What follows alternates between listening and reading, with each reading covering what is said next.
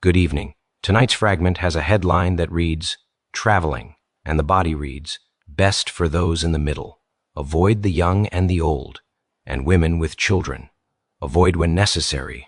Avoid when possible, if necessary, if possible. That is all of it. Traveling, best for those in the middle. Avoid the young and the old, and women with children. Avoid when necessary. Avoid when possible, if necessary, if possible.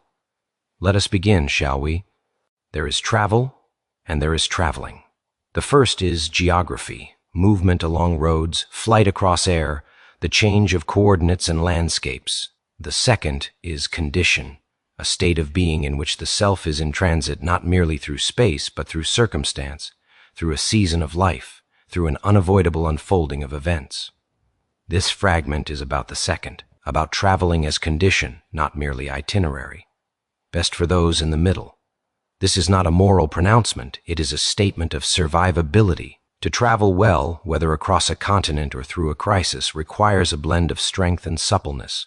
The middle is neither the untested edge of youth nor the declining edge of age. It is the zone of capacity, old enough to know, young enough to endure.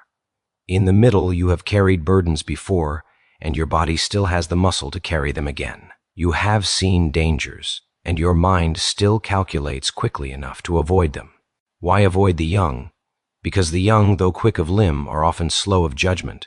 They are still learning the weight of consequences, and in travel, true travel, there is no luxury of learning by mistake. Their impulse will pull you off the path, their curiosity will lead you into risk, their lack of stamina will slow you when you must be swift. Why avoid the old? Not from disrespect, but from reality. The old carry a different pace, a different fragility. Their bodies betray them in cold mornings and steep climbs. Their endurance is limited not by spirit, but by the silent facts of age. They may still be wise guides in the static realm, but in the moving realm, they require more care than they can give. And women with children. This is not prejudice, it is recognition. A woman traveling with children is already engaged in a higher order duty, protection, provision, comfort for the small. That mission will always, and rightly, outweigh the mission of your journey. Her eyes are not scanning for your safety, her arms are not free to help lift your burden. Her every move is already claimed by the vulnerable life in her care. To travel alongside is to split your focus, to add her burden to yours, and in certain conditions, that is to endanger all. Thus, avoid when necessary, avoid when possible. Notice the repetition. The fragment does not instruct avoidance as a blanket law. It admits necessity may bind you. There are times when you cannot choose your companions, when the caravan is given, not chosen. There are times when to refuse a fellow traveler is itself a moral injury, an abandonment.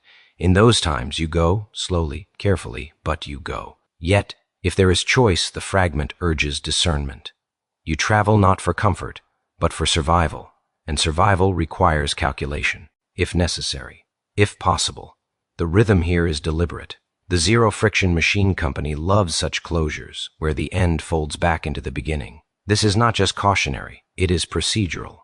If necessary asks, is this travel itself essential? Is this the journey you must take? For if not, there is no need to weigh companions at all. If possible asks, do you have the freedom to choose? For if not, then this caution becomes a meditation, not an instruction. In this way, the fragment is both manual and koan. It is a field note for the literal traveler and a parable for the existential one. Because life itself is traveling, and most of what befalls us is about who we are walking beside when the storm comes. When read as philosophy, best for those in the middle becomes a meditation on the middle path. The middle is balance, adaptability, moderation, extremes, too much youth's haste, too much age's fragility, bend the arc of the journey toward risk. The middle bends it toward endurance. But it is not a guarantee. Even in the middle, there are missteps, injuries, losses. And when read as a machine, a product of the Zero Friction Machine Company, it becomes something else entirely. This is a filter device. It is not meant to tell you who to avoid in travel. It is meant to see whether you understand yourself enough to know which category you fall into. Reading it, one must ask, am I in the middle? Or am I one of those the fragment says to avoid? And if so, what does that mean for the path I'm on? It is, in that sense, a mirror disguised as a map. The Zero Friction Machine Company builds these kinds of devices, small enough to slip past your guard, sharp enough to cut when they arrive. This fragment is an example of situational extraction. It embeds a practical warning inside a metaphor, ensuring that the lesson applies in more than one dimension of life. The literal-minded will apply it to airports and bus stations. The awake will apply it to marriages, careers, alliances, revolutions. And it is in revolutions, personal or political, that the fragment's weight grows. Because in those times, traveling is not leisure. It is exile. It is pursuit. It is survival. The young may be brave but reckless, the old wise but vulnerable, the parent devoted but divided. And in those moments, what you cannot afford is a companion who becomes your liability. Cruel? Perhaps, but the truth has never claimed to be polite. Still, the fragment allows for grace. Avoid when necessary, avoid when possible. These are not words of cruelty, but of triage. They acknowledge that the map of life is not drawn in black and white. Sometimes the young will save you with a burst of speed. Sometimes the old will save you with a single sentence. Sometimes the mother with the child will teach you more about endurance than all the seasoned wanderers put together.